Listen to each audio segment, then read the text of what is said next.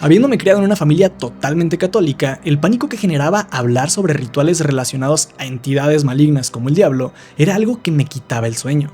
Pero The Witch no se detiene ahí, sino que te inyecta al centro de una familia puritana, donde el pecado es el enemigo, y la tentación se puede convertir en la fuente de tu destrucción. Porque para mí, la bruja en esta película no es el verdadero villano. Es por eso que hoy quiero analizar el cómo Robert Eggers transforma la culpa en algo tangible, y su terror se crea de cuestionarnos cuándo la fe deja de protegernos y comienza a consumirnos. Así que empecemos. The Witch tiene un conflicto inicial claro: la expulsión de la familia protagonista de un plantío en Nueva Inglaterra por diferencias ideológicas con la iglesia local. Todo esto sucede en inicios del siglo XVII, y esto es muy importante, porque esta era una época donde el cristianismo protestante era la regla en las nuevas colonias americanas. Esta expulsión será el inicio de la tragedia para esta familia, pero también describe la personalidad del padre y de todos los demás, y lo hace de una manera muy efectiva, porque la acción de separarse para seguir su fe de una manera más pura podría interpretarse como un acto de valentía, o al revés, como uno de soberbia, porque no hay contexto de quién tiene razón en esta disputa, simplemente aparecemos en medio de ella, y esa incertidumbre nos acompaña toda la película.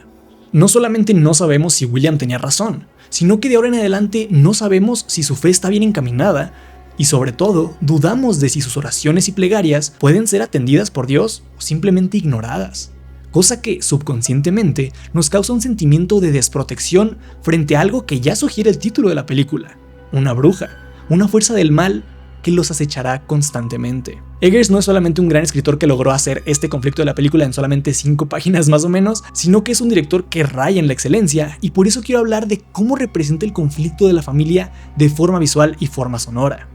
La película acompaña a la familia acercándose a su nuevo hogar, pero también a su nueva tragedia. Y esto lo hace a través de un plano que los representa glorificando a Dios y agradeciendo en oración la tierra que les ha entregado en su exilio. Pero en vez de Eggers dirigirlos y hacerlos voltear hacia un valle o un claro cercano que evoque algo de esperanza, los hace rezar volteando hacia un bosque denso, desconocido y sugerentemente peligroso, cosa que realza con un coro que asimila más a alaridos que a una armonía. La cámara ignora a la familia que es pequeña frente al bosque y los abandona en el plano, acercándose lentamente a eso que representa el misterio, el peligro, lo prohibido. Porque ahí es donde vive la película, en ese macabro terreno.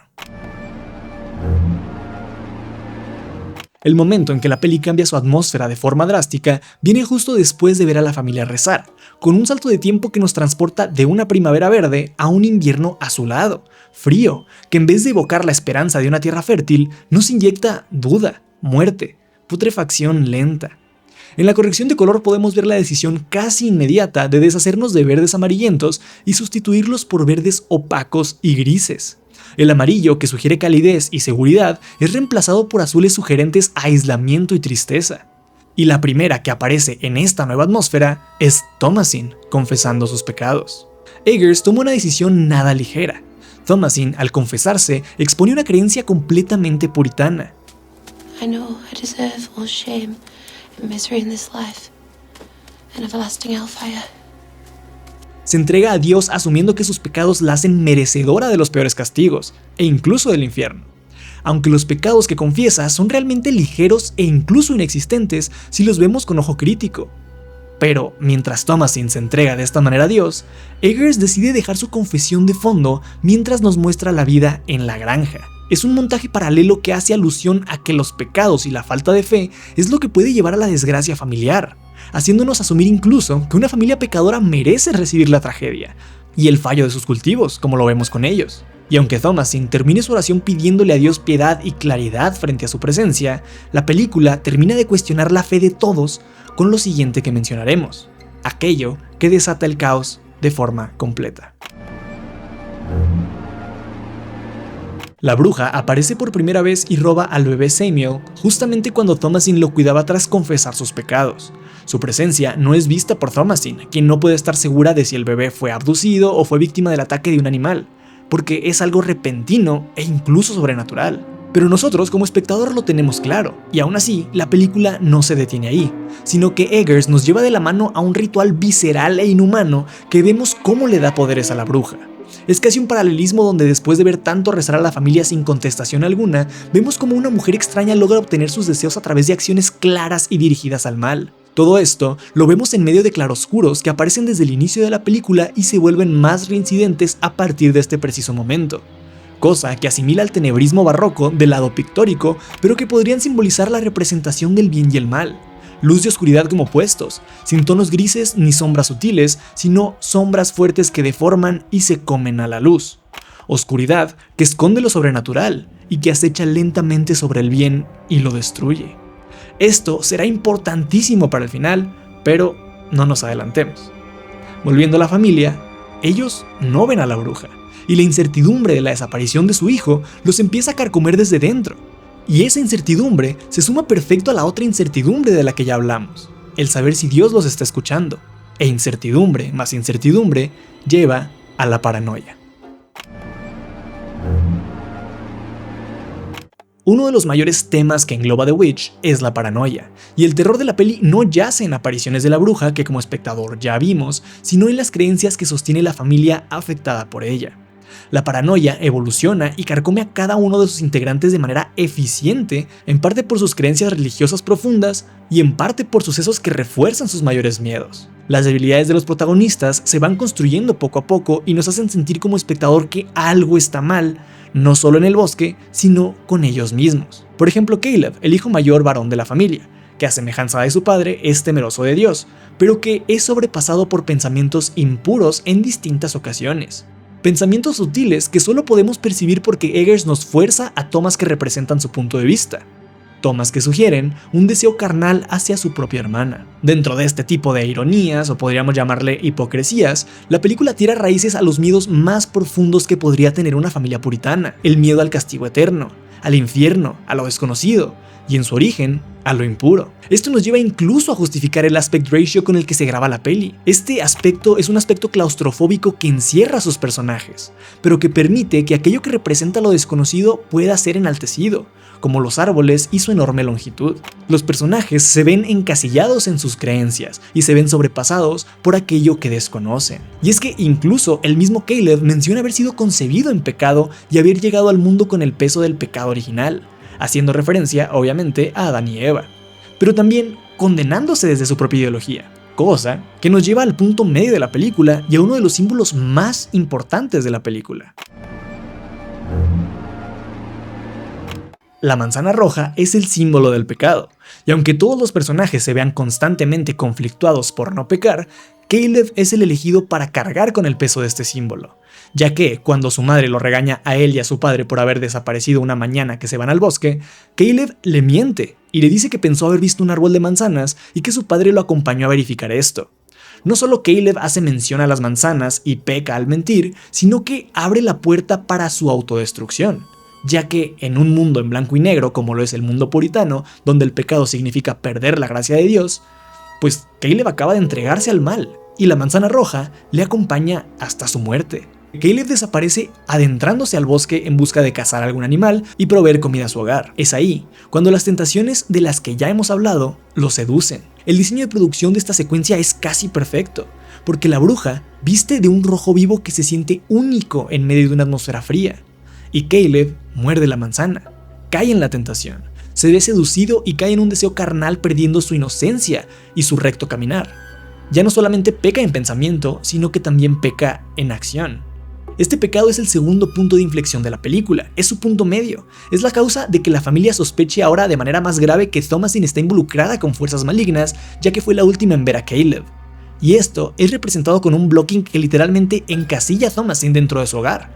La coloca en medio de dos paredes y no le da espacio para moverse frente a la mirada que juzga de su madre, en un contraplano que la muestra con más aire a sus costados y con un padre de fondo que es indiferente y busca detener lo inevitable. Pero después de este blocking excelente, volvamos a la manzana roja y a Caleb, ya que en sus últimos instantes de vida, este vomita una manzana podrida antes de morir.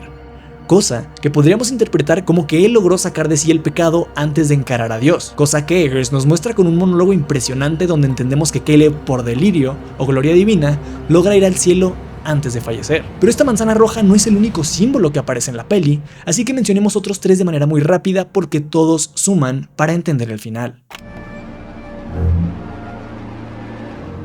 Alrededor de The Witch tenemos distintos símbolos. Todos nos cuentan algo nuevo sobre la historia y la paranoia parecería ser un sentimiento justificado entre más atención le ponemos a estos. Más allá de que hay mucha simbología alrededor de la peli, hablemos solamente de otros 3 símbolos: la liebre, Black Phillip y la bruja. La liebre es uno de los símbolos más recurrentes dentro de la peli y en creencias antiguas representaba la corrupción y el mal augurio, cosa que en The Witch hace igual.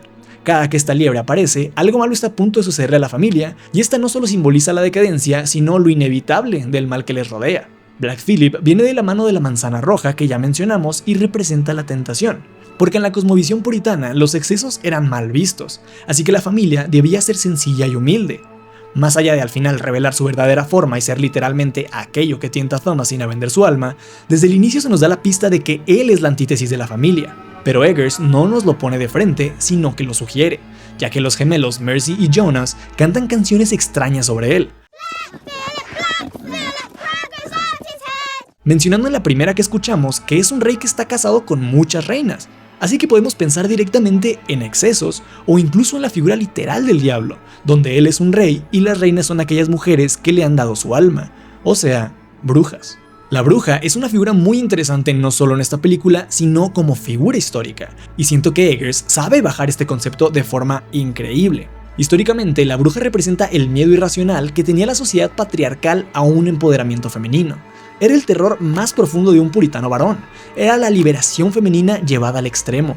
Era una fantasía oscura que imaginaba el lado pecador de las mujeres con las que vivían los hombres de religión. Y es aquí que todo eso de lo que hemos hablado converge en un clímax perfecto. Y desde ahora te adelanto que creo que esa bruja, que es el símbolo de la peli, no es la mujer que vemos al inicio robándose a Samuel, sino Thomasin. Pero ahondemos en eso. Después de la muerte de Caleb, la familia se ve envuelta en la paranoia máxima. No solamente la desaparición de Samuel ya había roto su psique, sino que había abierto heridas emocionales que no habían parado de sangrar. Todos desconfían de todos, y la mayor sospechosa de los males que acecha a la familia es Thomasin, la única de los hijos restantes que en teoría tendría la capacidad cognitiva de vender su alma al diablo. Esto, aún con los gemelos teniendo comportamientos extraños, como el no poder recordar sus oraciones y quedarse dormidos en medio de esta especie de exorcismo que lleva a cabo la familia con Caleb. Cosa que en la época donde se desarrolla la película, pues era señal obvia de brujería. Esta paranoia y esta lucha interna entre tener fe que sus plegarias serán respondidas y el verse ahogados por una oscuridad mayor, llevan al padre de familia a encerrar a sus hijos en el corral de las cabras, junto con Black Phillip.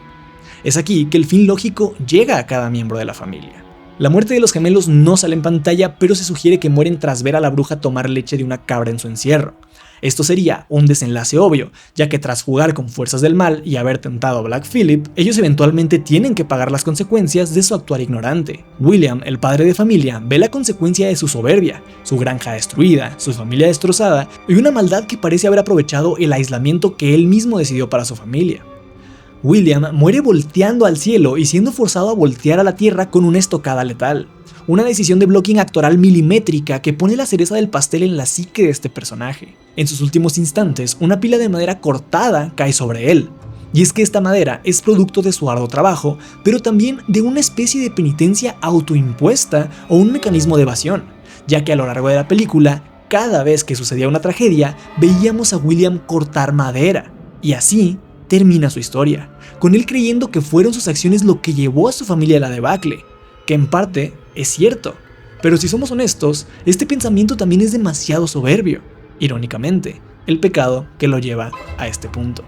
La madre, Catherine, tiene una secuencia surreal donde todos sus deseos son cumplidos, y la forma en la que se ilumina la habitación de noche no es solamente una decisión estética, sino que vuelve al tenebrismo y a lo sobrenatural que se esconde en las sombras. Por ejemplo, cuando ve por primera vez a Caleb, este está parcialmente iluminado por las velas del lugar, pero cuando se acerca a él y este le ofrece la opción de leer un misterioso libro, presuntamente para convertirla en bruja, la cámara se queda con Catherine, que termina siendo la única iluminada. Todo lo demás queda en lo oscuro, en lo que no se debe ver, en lo prohibido. E incluso ahí, en medio de esto, vemos por primera vez a la bruja que robó a Samuel, solo por un pequeño instante y en otro lugar, pero también escondida en las sombras. Y volviendo a la visión de Catherine, esta no solo se imagina la vuelta de sus hijos, sino que vemos que el diseño de producción coloca una copa de plata dentro de su visión. Una copa que antes en la película ella lamenta haber perdido. Esta representa sus deseos más oscuros, una vanidad que ella niega con diálogos anteriores incluso, pero que está ahí. Vanidad que la hace verse menos atractiva que su hija, causando envidia durante toda la película sin que nos demos cuenta. Y esto es lo que la hace romperse. Catherine ataca a Thomasin con la intención de matarla, pero este ataque termina en su muerte por asesinato. Un asesinato que Thomasin comete en defensa personal. Lo irónico es que Thomasin la cuchilla en el rostro, que podría considerarse la principal fuente de vanidad. Catherine también muere por sus pecados. Y en esa secuencia demoledora, la cámara no muestra violencia, sino la ruptura emocional final. Porque el director no corta, no se aleja, sino que en un plano contrapicado ve la vulnerabilidad de Thomasin, probablemente la integrante de la familia más inocente, la última viva, que se vio poco a poco empujada a cometer tan terrible crimen. Y entonces llegamos al final definitivo. Thomasin, después de ver la muerte de todos sus familiares, decide quedarse dormida en la sala de su hogar, con la puerta abierta, porque no se está escondiendo, está derrotada, la maldad ha ganado, y ella está resignada a que su destino será igual a aquel de todos los que la rodeaban. Pero en lugar de esto, la película presenta otra solución, una que justifica la paranoia puritana que hemos vivido con esta familia. Una campana la despierta. Esta campana se vuelve una pista musical que acompaña este desenlace, sugiriendo una presencia divina. Eggers decide no mostrarnos a Black Phillip. Este es un momento íntimo entre Thomasin y lo intangible, y nos quedamos con ella en un medium close-up. Es probablemente el momento más importante de su vida, y el momento más importante de la película, así que nos obligan a verlo. Nos obligan a ver su entrega final y su reacción ante ella. Thomasin es seducida por una voz antigua, neutra, que susurra sus mayores deseos, un vestido lindo y conocer el sabor de la mantequilla. Black Phillip se transforma en una figura humana y, reafirmando nuestra tesis, se esconde en las sombras que rodean a Thomasin. Él es la máxima representación de lo prohibido, de lo oculto, de lo que no debemos ver, y aún así, ella cae en la tentación. Thomasin se transforma así en el símbolo de la bruja, en lo que todos temían, en aquello a lo que su paranoia apuntaba. Paranoia que es en parte causante de que Thomasin tome esta trágica decisión final. Porque si regresamos al significado de la figura de la bruja, esta hace alusión a la liberación femenina. Y Thomasin, con esta última firma que la condena al fuego eterno, se libera. Se libera de una familia tóxica que desconfió de ella desde un incidente que no estuvo en sus manos. Se libera de un sistema patriarcal que incluso pensó en venderla al mejor postor cuando vio que daba señales de haberse convertido en una mujer. Se liberó de todas las limitaciones que su dogma puritano le impuso por tanto tiempo. Y todo esto se ve reflejado incluso en su vestuario, el cual desaparece, vuelve a nacer, se quita la ropa blanca que la caracterizaba, ya no se preocupa por mantener pulcras sus vestiduras, ya no le tiene miedo al pecado. Y entonces nos enfrentamos a este Extreme Long Shot, uno de los cuadros más oscuros de la película, donde Thomasin se aleja de la cámara y se entrega totalmente al bosque, el cual, como ya sabemos, desde un inicio, representa lo oscuro. Y así, al final, Thomasin encuentra eso que toda la película no pudo encontrar. Una comunidad, mujeres como ella, otras brujas, que liberadas están disfrutando de su vida. Y ella asciende, con un claroscuro que distorsiona su rostro, con sombras que hacen que su risa por momentos parezca lamento y con un último plano que le eleva sobre los árboles que tanto tiempo representaron incertidumbre. Es un final liberador, si les soy honesto, pero es un final agridulce, porque Eggers decide dejarnos con una pista sonora que nos recuerda al inicio de la película, donde el orden era roto por este coro de lamentos, donde vimos lo que las brujas tenían que hacer para mantener su poder, donde recordamos que The Witch crea una realidad donde todos terminan pagando por sus pecados. En The Witch sí existe el mal, sí existe ese demonio al que tanto teme la familia, pero parecería finalmente que el diablo no es lo que los destruye, sino su incapacidad de mantenerse unidos, su incapacidad de mantener una fe que con tanto orgullo portaban. Ellos mismos se condenan, ellos mismos establecen sus estándares inalcanzables y al fallar se desmoronan, no por venganza de Dios ni por una maldad inevitable, sino por su propia naturaleza. Pero bueno, así llegamos al final de este análisis. ¿Qué fue lo que más se te quedó a ti grabado de esta película? ¿Y de qué película les gustaría que hablara más adelante? Los leo en los comentarios. Me voy recordándoles que se suscriban al canal para añadir más películas a su watchlist.